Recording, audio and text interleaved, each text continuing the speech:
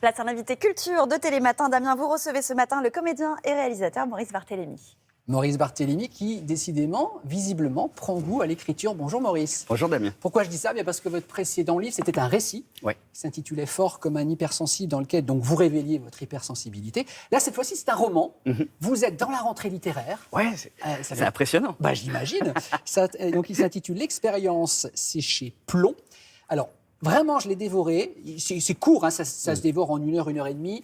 Il y a une centaine, 130 pages à peu près. C'est burlesque, c'est tendre, c'est émouvant, c'est drôle. C'est l'histoire de Léo. Léo, on sent qu'il est presque au bord du burn-out. Hein. Il n'en peut plus de sa vie. Exactement. Il rentre dans un cinéma. Ouais, Il ne sait pas quel film il va voir. c'est Et ça. là, qu'est-ce qui se passe avec l'écran? En fait, à l'écran s'affiche une phrase « Ça va Léo ?» Alors, sur le coup, lui, il se dit « C'est une coïncidence, je m'appelle Léo. » Bon. Et puis, il répond rien. Et puis, la phrase s'affiche à nouveau « Ça va Léo ?» Et là, il répond un peu par jeu. Il dit « Ouais, ça va. » Et la phrase suivante, c'est « Est-ce que tu es sûr que ça va ?» Et à partir de ce moment-là, va s'instaurer un dialogue entre l'écran et lui qui va lui poser des questions très simples, juste pour savoir où est-ce qu'il en est dans sa vie et qu'est-ce qu'il peut faire pour débloquer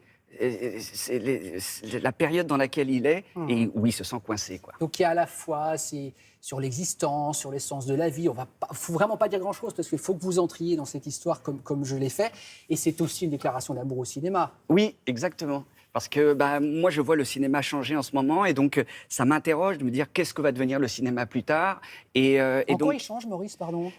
les habitudes changent. Les gens regardent beaucoup plus de séries Oui. sur les Ouais. plateformes. Les gens vont moins au cinéma, en tout cas au cinéma, voir les films français. Ils vont voir toujours les gros films américains, mais un peu moins les films français. Donc il y a une mutation qui s'opère. Et donc c'est un peu une réflexion aussi sur cette mutation-là. C'est intéressant ce que vous dites, mais la faute à qui? Est-ce que si les gens vont plutôt voir les blockbusters américains Ouais. et pas assez les Français, est-ce qu'on n'est pas assez bons, les Français? Non, je dirais pas que c'est la faute à quelqu'un, c'est plus des changements d'habitude de consommation. Ouais. Et je crois qu'aujourd'hui, le prix de la place est assez cher, donc les gens vont voir des films qui leur garantissent du spectacle.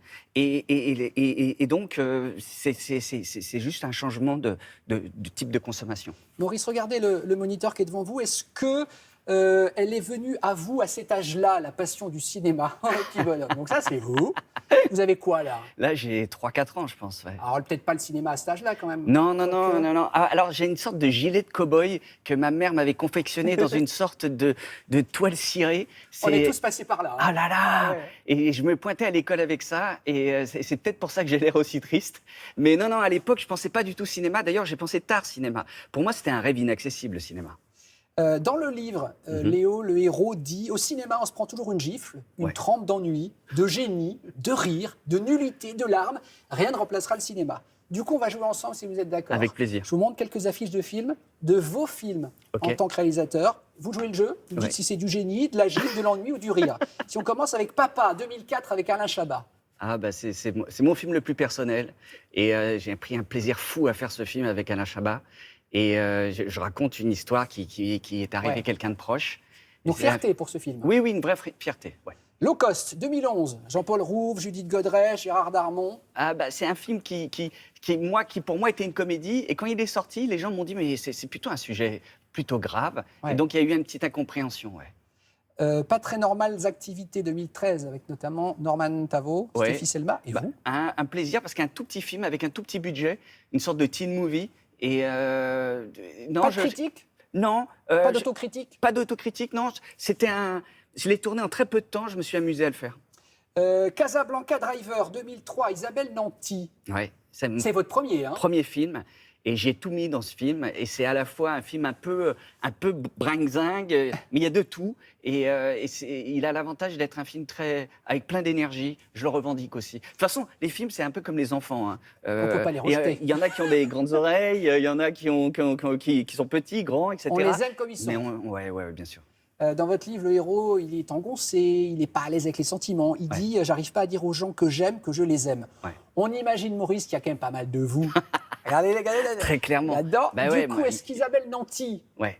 vous avez eu l'occasion de lui dire combien vous l'aimiez, parce que rappelez-nous qu'elle était votre prof. Elle était notre prof, et puis par la suite, c'est un peu la fée qui est toujours au-dessus de nous et qui nous aide, et une bienveillance et une générosité absolue. Non, je lui ai pas souvent dit que je l'aimais parce qu'on est assez pudique l'un vis-à-vis de Profitez, l'autre, là. mais c'est vrai que c'est une personne que j'aime immensément. Vous étiez quel type d'élève dans le cours d'Isabelle Nanty? Ah bah, nous, on n'en menait pas large, parce qu'il y avait les Robins Ah ouais. aussi qui étaient dans le cours. Ah bah, les fameux Robins, oui. Et Isabelle avait 4-5 ans de plus que nous, et on était comme ça, parce qu'elle était hyper exigeante, donc on était un peu le doigt sur la couture, quoi. On a une photo à l'époque, donc Maurice Barthélémy, vous, donc Jean-Paul Rouve et Édouard Baird. Est-ce qu'on l'a en régie? Qu'est-ce Ah que ouais. c'est drôle, cette photo? Ah oui. Ah oui, vraiment, celle-là, elle est assez mémorable.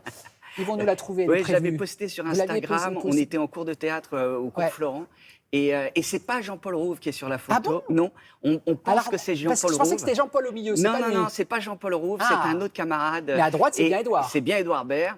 Et ouais, bah voilà, on avait 21, 22 ans là, à cette époque. Pardon, mais là, vous faites 14. Hein. Vous avez 21, 22 là sur la photo Bah ouais, à gauche. ouais, j'ai 20 ans, ouais, j'ai 20 ans. Ah, vous C'était faites le cours jeune. Florent, 20 ans, ouais. Est-ce que vous avez des regrets professionnellement, Maurice? Aucun. Non, parce Même que... Astérix au JO? Ah ouais, Alors là, je ne savais pas. Ouais, C'est-à-dire que vous avez refusé le rôle Ouais. d'Astérix, oui. Parce que ma qui fille... a été endossé par Clovis Cornillac. Exactement. Ma fille, à l'époque, était sur le point de naître. Et si j'avais accepté le rôle, je n'aurais pas assisté et j'aurais pu rater la naissance de ma fille et surtout les 6 premiers mois de ma fille. Et ça a été un peu un dilemme. Et finalement, j'ai dit bah non. Et je ne le regrette pas parce que je crois que c'est des moments hyper importants dans la vie d'un père, s'approprier comme ça son enfant. Donc non, c'était très très important de le faire, je ne regrette pas. Une fille qui a bien grandi. Ouais. Elle a 18 ans, votre fille. 18 ans, ouais. Est-ce qu'elle souhaite être comme sa maman, Judith Godrèche, ou son papa, Maurice Barthélémy, comédienne? Oui, ben, elle est comédienne et hier je suis tombé sur une photo où elle montait les marches à Deauville et là j'ai été vraiment choqué parce que là j'ai vu une jeune femme et moi dans ma tête c'est encore mon votre bébé. bébé, bah oui. Et ouais, donc elle veut devenir comédienne, elle est comédienne et je suis assez fier d'elle parce qu'elle sait parfaitement ce qu'elle veut et elle bosse, elle est top.